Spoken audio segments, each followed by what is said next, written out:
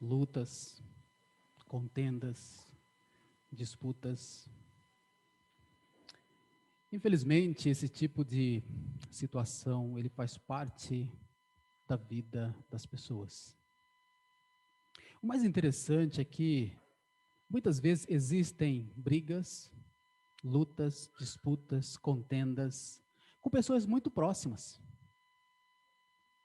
Se a gente pegar a Bíblia, por exemplo, e observar, nós encontraremos várias situações de brigas, lutas, contendas, guerras. Por exemplo, Caim e seu irmão Abel. Lembramos dessa história? Ou Miriam e Arão contra o seu irmão Moisés. O que dizer de Saul e seu fiel guerreiro Davi? Ou Davi e seu filho Absalão? Até mesmo companheiros de ministérios como Paulo e Barnabé tiveram sua disputa. Paulo registra na carta escrita aos Filipenses que duas irmãs em Cristo, chamadas Evode e Sintique, estavam em disputa. Muitos dizem que o mês de maio é o mês da família. Será que a família está isenta de lutas? Muitas vezes não. E a pergunta é, por que há tantas brigas na família? Talvez em situações mais drásticas, por que casais se separam? Afinal de contas, quando se uniram, juravam amor um pelo outro. Porque nós não nos entendemos. Por que é que acontece na nossa vida, na nossa casa, no nosso dia a dia, guerras, conflitos, contendas, brigas, disputas? Por quê? E o mais interessante é que quando a gente começa a falar sobre essa questão, lutas, guerras, disputas, a primeira tentativa nossa é de achar que o culpado está do outro lado. Mas eu quero começar de antemão dizendo para você o seguinte: a culpa é sua, não é do outro. A culpa está com você. Eu sei que a gente vai comentar muito sobre isso e nós vamos entender um pouquinho as nossas lutas, para que ao longo desta meditação possamos encontrar, acima de tudo, um caminho de paz, porque é o que nós queremos. É o caminho do entendimento, é o caminho de uma vida que de fato traga para nós satisfação. E, queridos, deixa eu já de antemão também alertar que eu não vou conseguir falar de tudo nessa noite, senão a gente fica até muito tarde aqui. Então, eu vou fazer em doses, tá? Então, nessa primeira noite, eu quero falar um pouquinho sobre a natureza da nossa vida, essa questão do pecado, como muitas vezes se manifesta e por que nós temos tantas lutas, tantas brigas. E olha só, queridos, eu vou ler para vocês aquilo que Tiago escreveu, e ele escreveu para crentes. Então não pensa que essas lutas e disputas acontecem com pessoas que não conhecem a Deus. Não, ele está falando para crentes, para nós, para mim e para você. Então hoje eu vou falar um pouquinho mais sobre essa questão conflitante aí da nossa natureza, e a gente vai entender um pouquinho essas guerras, por que elas acontecem. A gente vai, claro, no final voltar nossos olhos para a graça de Deus, mas aí na próxima semana eu quero entrar um pouco mais de maneira detalhada sobre a graça de Deus e como nós podemos caminhar nessa graça para ter uma vida verdadeiramente em paz. Tá? Porque afinal de contas é isso que nós buscamos. Então abra sua Bíblia em Tiago, capítulo 4, e vamos entender um pouquinho das nossas lutas. Vamos entender um pouquinho por que a gente briga. Vamos entender um pouquinho disso.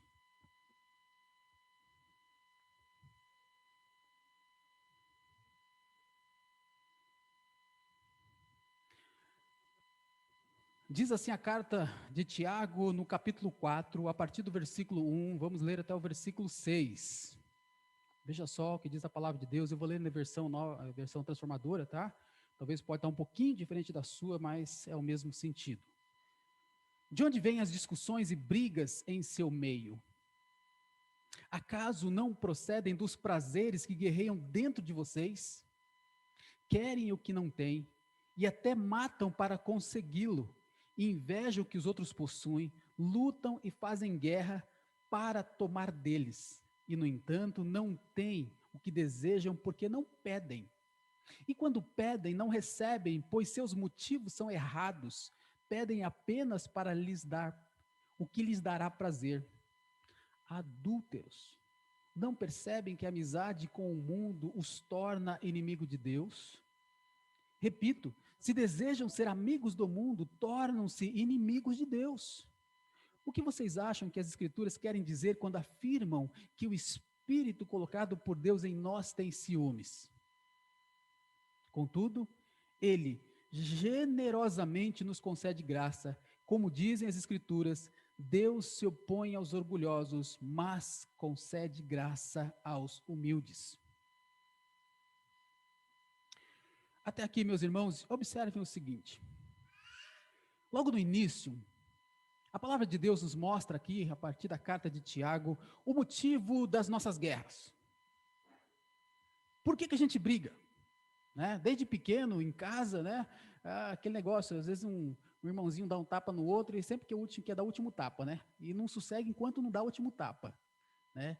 Eu tive 6 irmãos, eu sou o 7º de uma família, então a gente sabe muito bem o que é essa briga de irmãos, né? Tá? Então tinha essas coisas, essas disputas, né? E a palavra de Deus mostra, então, sobre essas questões de brigas, disputas, guerras, e o motivo, queridos, da nossa guerra contra o outro. Vamos observar o que a palavra de Deus fala. Qual o motivo das nossas guerras? Será que de fato o outro é culpado?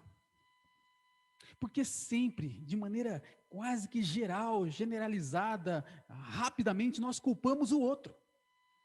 É o marido que fala assim, a culpa é da minha esposa, é a esposa que fala, é culpa do meu marido, é o filho que fala, é culpa do meu pai, é o pai que fala, é culpa desses meninos, é a culpa do vizinho, é a culpa do outro no trânsito, é sempre o outro culpado.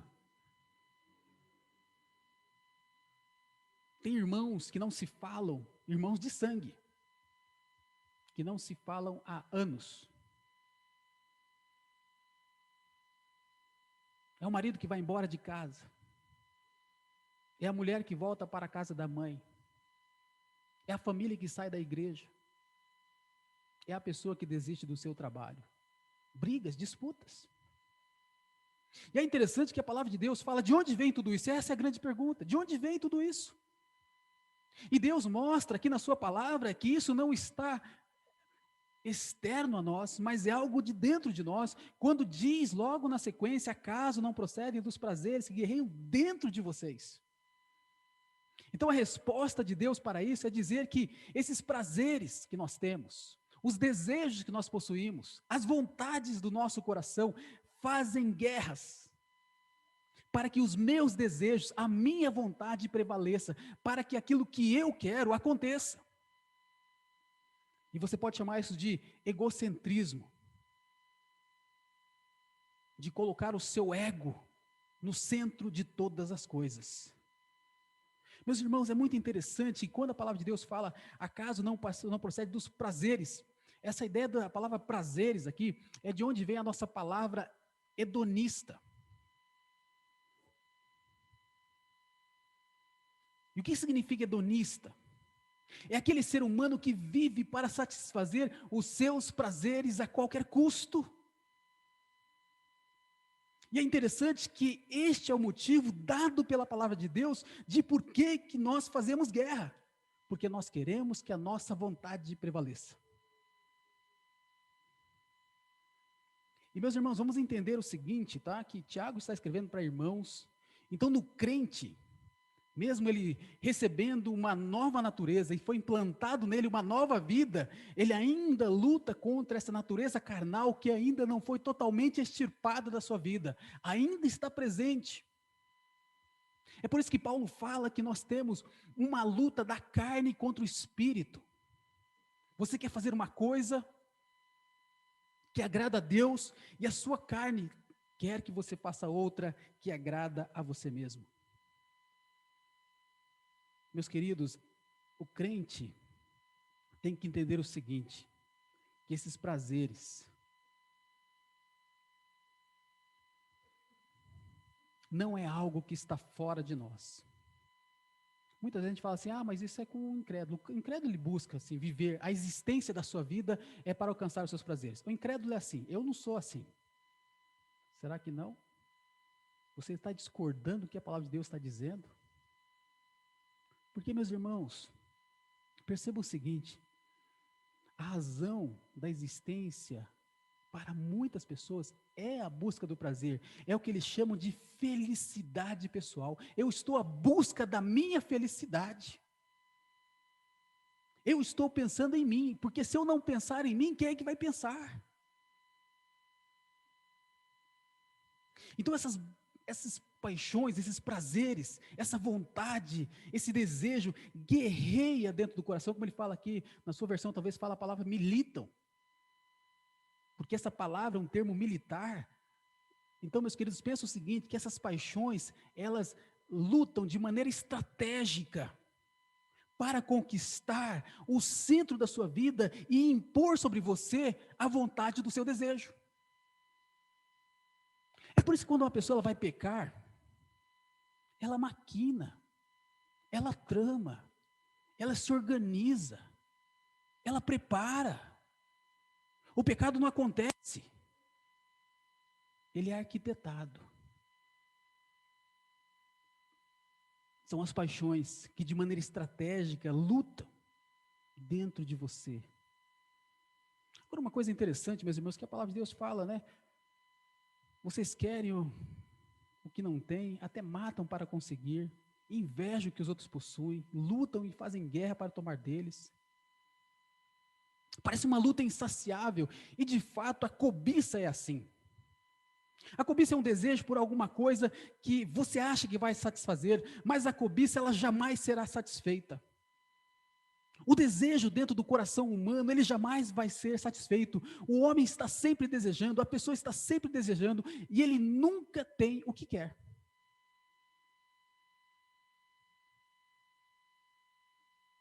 Eu lembrei de Provérbios, quando diz o seguinte, lá no capítulo 27, versículo 20: como a morte e a destruição nunca se satisfazem, assim os desejos do homem nunca são saciados.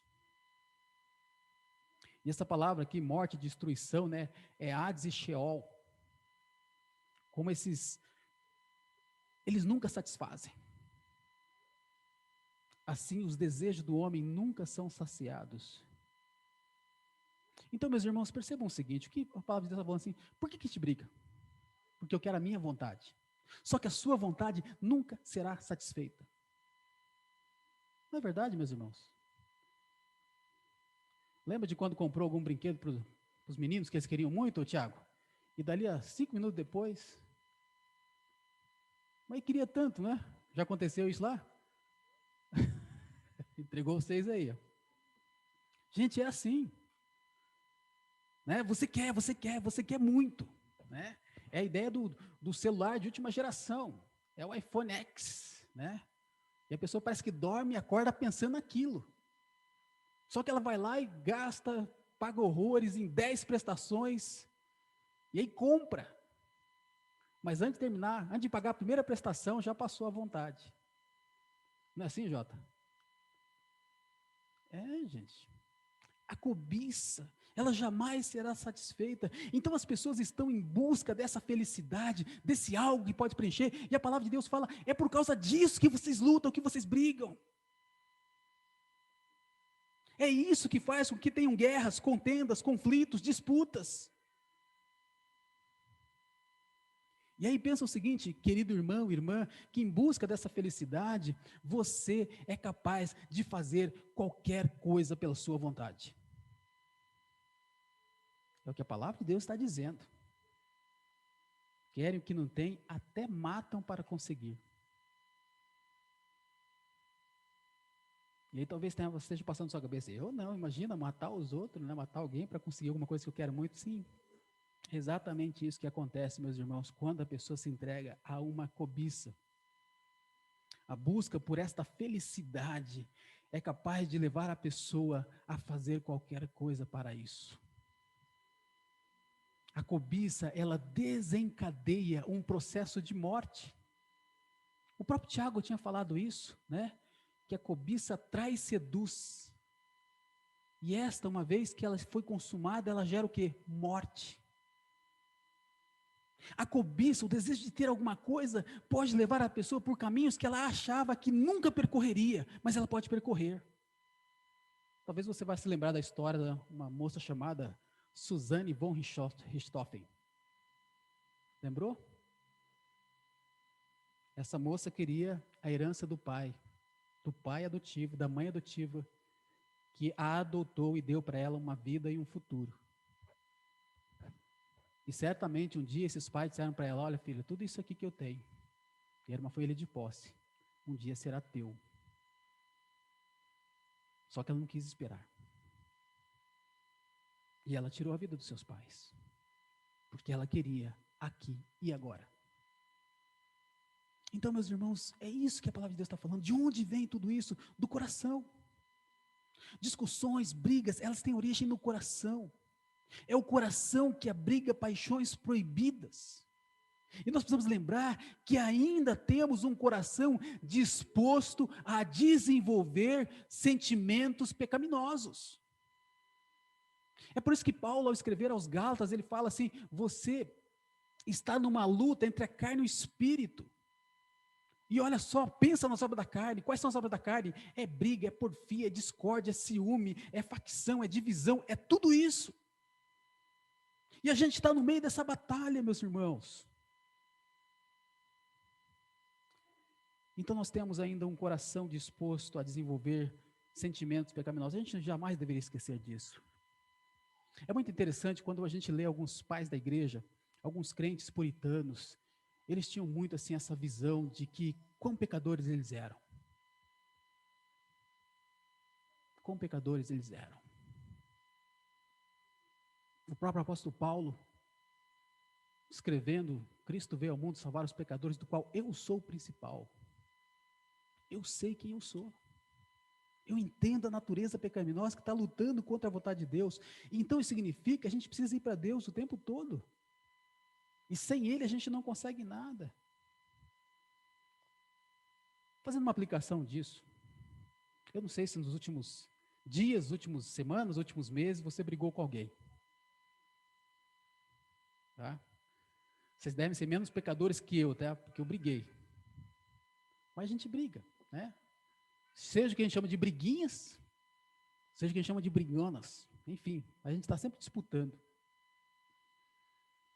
Então lembra o seguinte: você também que está em casa, que você é o culpado pela briga com seu pai, com sua mãe, com sua esposa, com seu marido, com seu irmão em Cristo. Admita isso. Tudo aconteceu por causa do meu coração. Uma outra aplicação, meus queridos, quando a gente observa o que a palavra de Deus fala, por favor, não permita que os desejos pecaminosos vençam a batalha em seu coração. Pode ser fatal. E quais são esses desejos pecaminosos?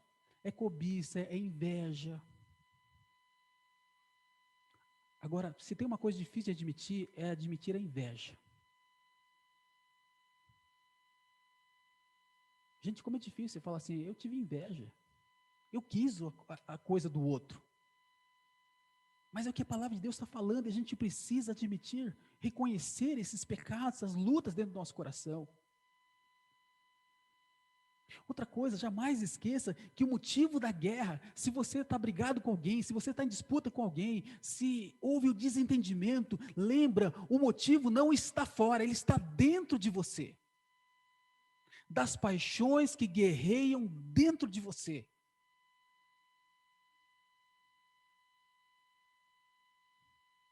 Tiago diz, no capítulo 1, versículo 14, cada um é tentado pela sua própria cobiça.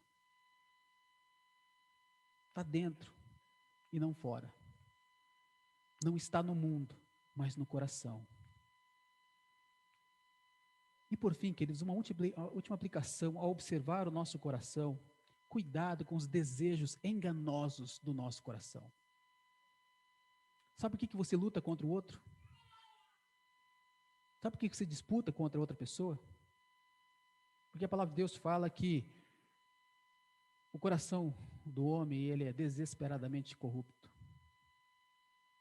E aí, com esse coração desesperadamente corrupto, nós dizemos o seguinte: ah, mas eu estou seguindo o meu coração.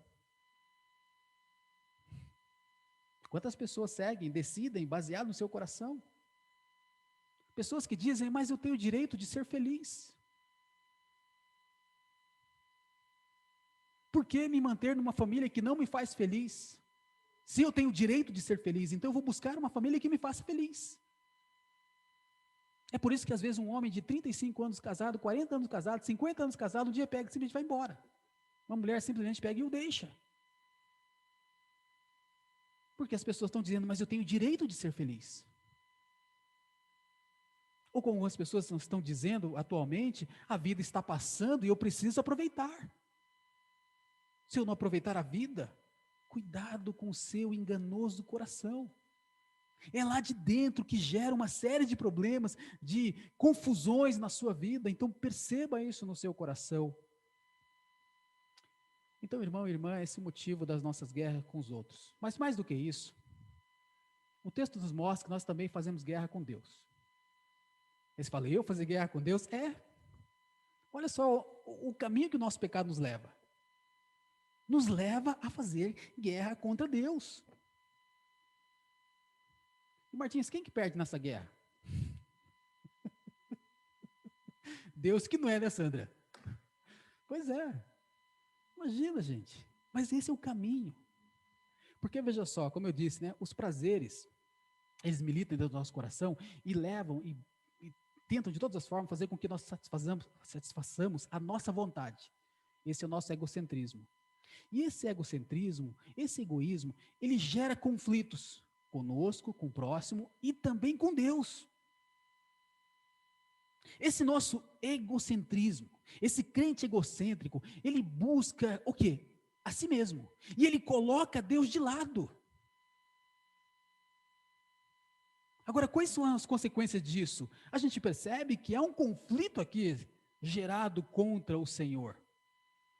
Por exemplo, uma coisa que a gente observa aqui, olha só lá no versículo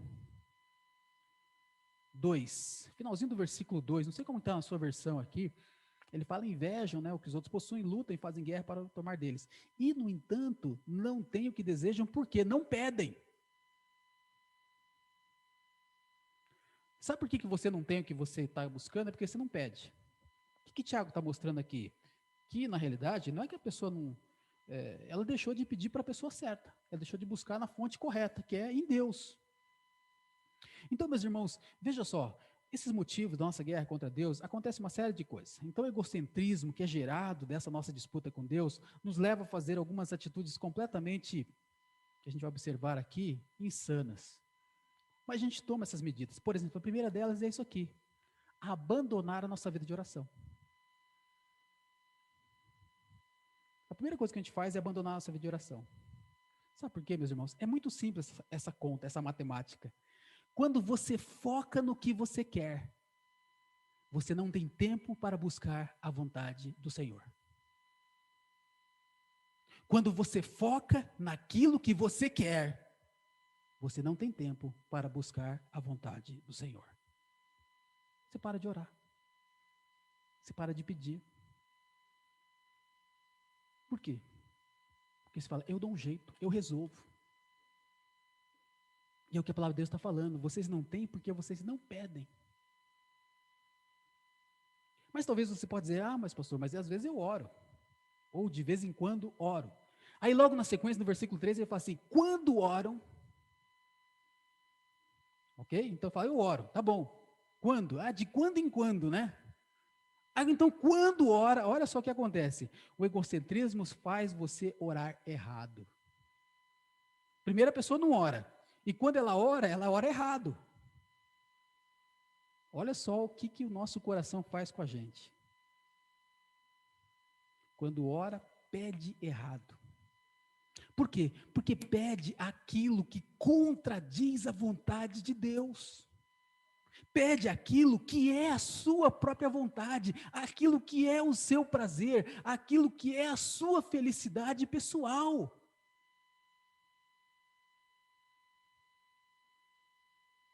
pede mal porque a motivação não é a vontade de Deus, mas é o desejo pessoal, é a satisfação pessoal, é um foco completamente egoísta. Quer ver? Deixa eu citar um exemplo para vocês. Alguns exemplos dessa situação de orar errado. Por exemplo, imagina que eu e a minha digníssima senhora, a gente tem uma disputa, né? E a gente está numa crise, como a gente já teve boas crises, na verdade.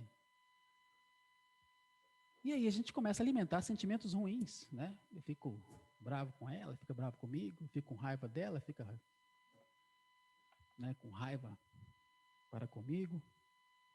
A gente já não consegue mais conversar direito.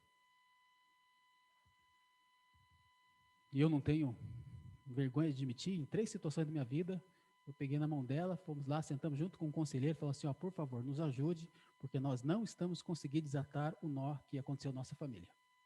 A gente não está conseguindo conversar. A gente precisa resolver isso aqui. Mas vamos imaginar que a gente não conseguisse resolver essa situação. E aí eu, como pastor, eu começo a pensar, falo, puxa vida, né? Não estou conseguindo resolver a situação da minha esposa e tal, tal, tal. Só que separar dela é pecado, né? Eu não posso separar dela. Senão, o que os irmãos vão achar de mim? Vou perder meu ministério. Então, eu vou começar a orar. Senhor, leva.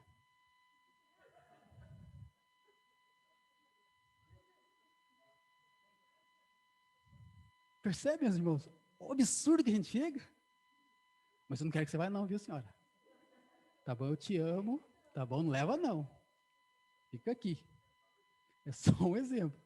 Mas notem, queridos, é isso. Isso é um desejo. Porque você quer uma coisa e você pede errado.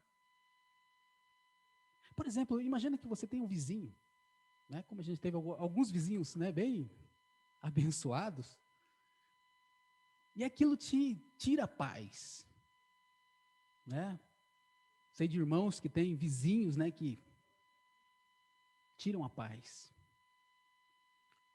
E aí você pede para que o seu vizinho se mude. E talvez a oração não seja que Deus mude o seu coração, mas eu quero que esse vizinho vá embora. Outra situação, meus irmãos, quando você não gosta de um outro irmão, aí você começa a orar, fala, Senhor, me leva para outra igreja, tira esse irmão da igreja. Concebe?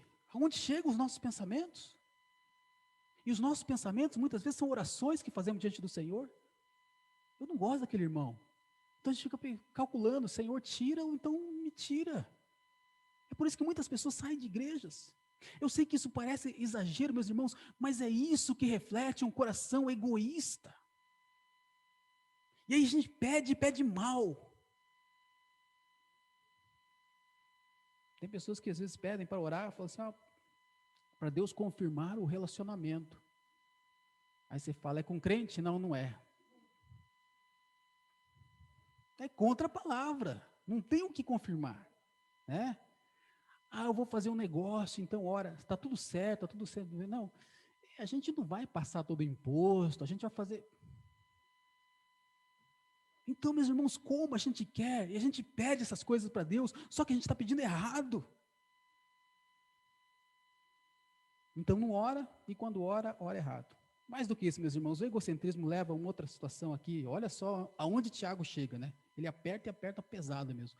O versículo 4 diz o seguinte, adúlteros. Ele já começa dando uma canelada, com um sapato que nem o meu, assim, que tem um bico fino, né? Bem no meio da canela, né? Adúlteros.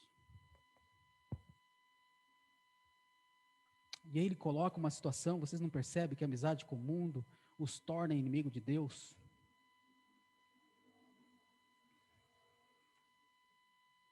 Eu não sei se você já teve um pensamento ou um sentimento dessa maneira, se você já teve, enfim, é só para ilustrar o que acontece aqui.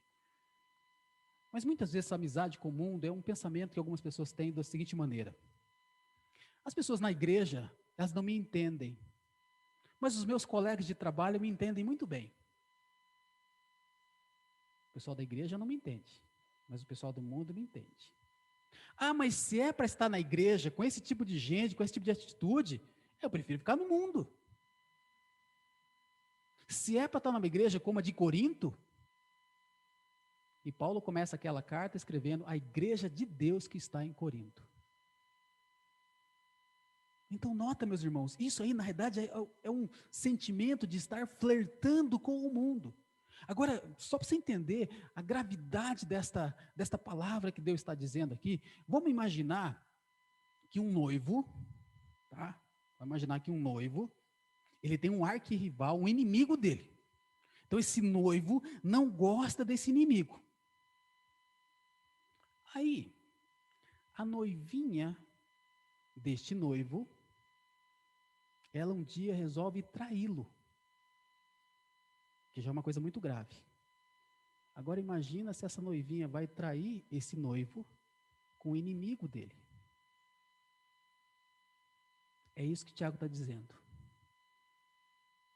Quando vocês flertam com o mundo, quando vocês abraçam o mundo, quando vocês seguem o pensamento do mundo, quando vocês vão na direção do mundo, vocês estão traindo o noivo com o seu inimigo, com o seu arquirrival. Isso é sério. Mas sabe o que faz isso, meus irmãos? Eu quero ser feliz. E na igreja eu não encontro ninguém que me faça feliz. Ah, eu já procurei empregados crentes, mas não consigo ninguém. Ah, já procurei fazer negócios com pessoas crentes, eu não quero mais negócio com pessoa crente, não.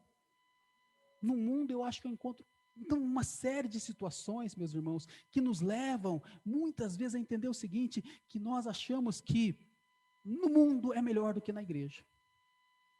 Não estou isentando, meus irmãos, que na igreja tem problemas, tem dificuldades, mas é para a gente acertar, para a gente crescer, melhorar, aperfeiçoar, e não jamais flertar com o mundo. Esse mundo é um sistema contra Deus. É um mundo que diz que você merece ser feliz. É um mundo que busca a felicidade pessoal a qualquer custo. Se você, para ser feliz, precisa deixar o seu filhinho, sua filhinha em casa, para você sair para gandaia, fazer o que você quiser, tudo bem. No mundo é assim.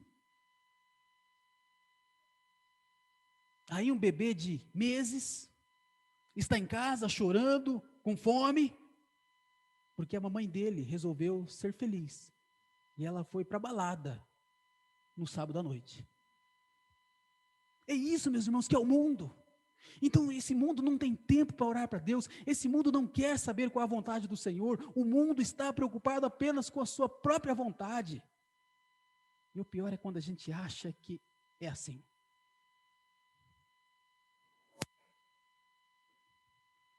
Busca a Deus apenas quando tem os seus interesses egoístas. E por fim, meus irmãos, o egoísmo, o egocentrismo, ele também impede as pessoas de ver a vida na perspectiva de Deus. Olha só o que diz o versículo 5, ele fala assim, o que vocês acham que as Escrituras querem dizer quando afirmam que o Espírito colocado por Deus em nós tem ciúmes?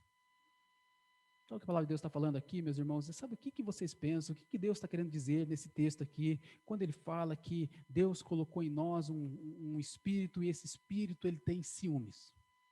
Eu sei que aqui a gente tem, se você ler na revista atualizada, a palavra Espírito está com letra maiúscula, tá? Que ele colocou em nós o seu Espírito, tá?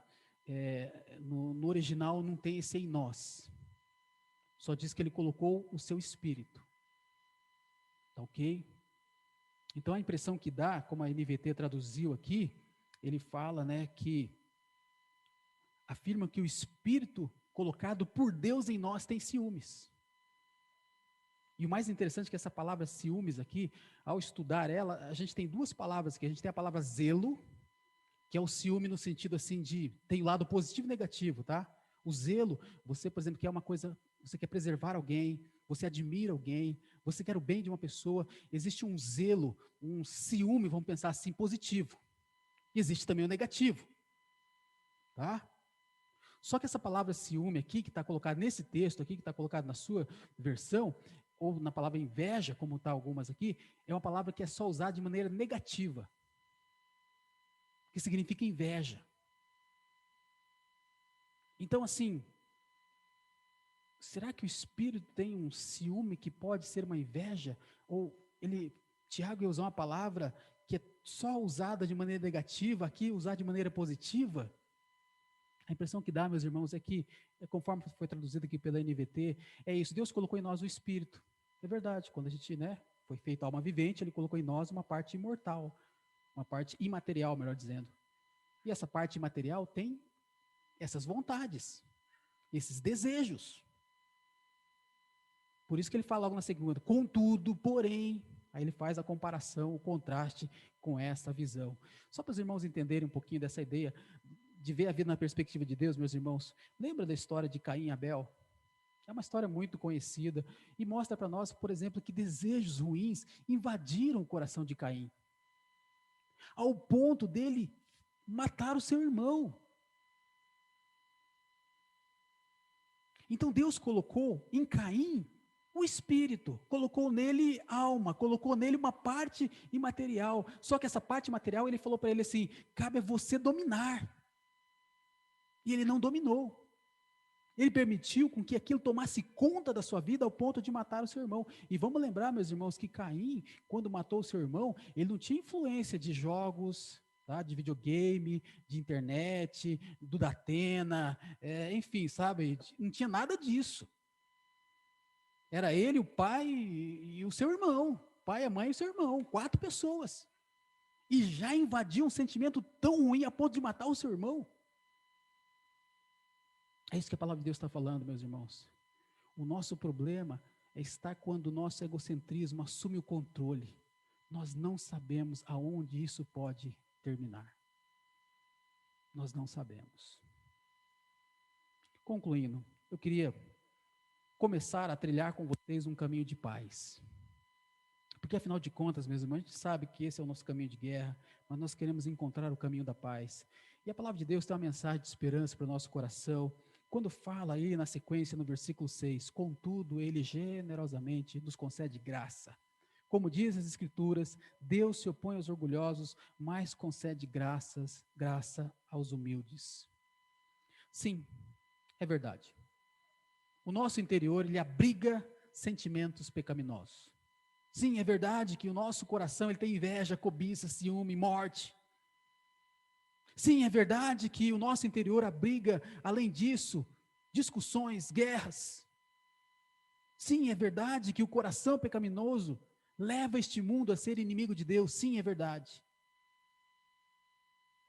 Contudo, como diz o versículo aqui, contudo, mas, todavia, porém, entretanto, pelo contrário, Deus generosamente concede graça.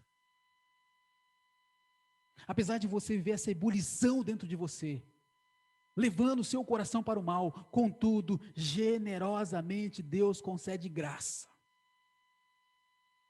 E aqui está a mensagem de esperança.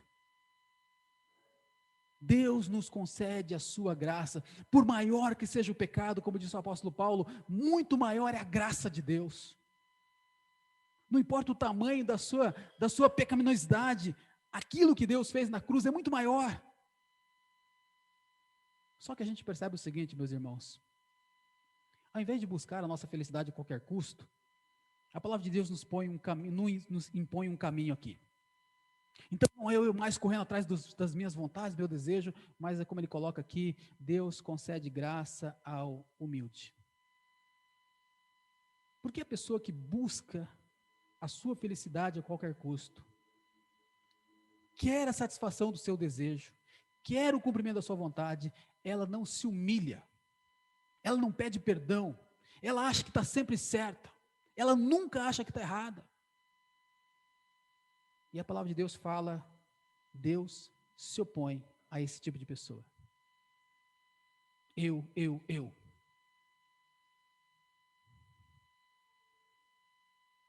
Então, se você acha que está certo e não quer conversar,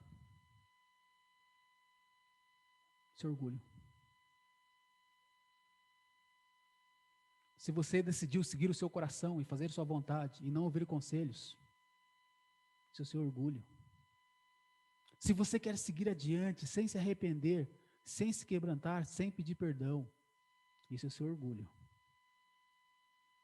Isto é uma vida soberba. E a gente lembra muito bem aquele texto, né, de Romanos 8:31, que fala: se Deus é por nós, quem será contra nós? Agora, aqui no caso, o orgulhoso, Deus está contra. E se Deus for contra nós? Quem será por nós? Então, meus irmãos, Deus concede graça aos humildes. Eu queria dar algumas orientações para nós. O que significa ser humilde? Ser humilde é admitir ser o causador das brigas que você tem vivido. Não é a sua mulher, não é o seu marido, não é a outra pessoa, é você. Ser humilde é admitir que você é o causador das brigas. Ser humilde é reconhecer que sem Jesus, você não consegue deixar de fazer guerras. Você até tenta, mas não consegue. Ser humilde é pedir que Jesus assuma o controle da sua vida e fala: Jesus, eu quero parar de lutar. Eu quero parar de brigar, eu quero parar de desentender, eu quero parar de viver essa guerra. Assuma o controle da minha vida. Ser humilde é decidir seguir a Jesus e aprender com Ele, porque Ele falou assim: eu quero ensinar vocês a serem mansos e humildes de coração, e nisso vocês encontrarão descanso para as suas almas. Então, ser humilde é decidir, falar: Jesus, eu quero seguir esse caminho. Ser humilde é pedir perdão para aqueles com quem você brigou nos últimos dias. Se você fizer assim, Deus estará com você, por você, concedendo graça que você precisa. Amém?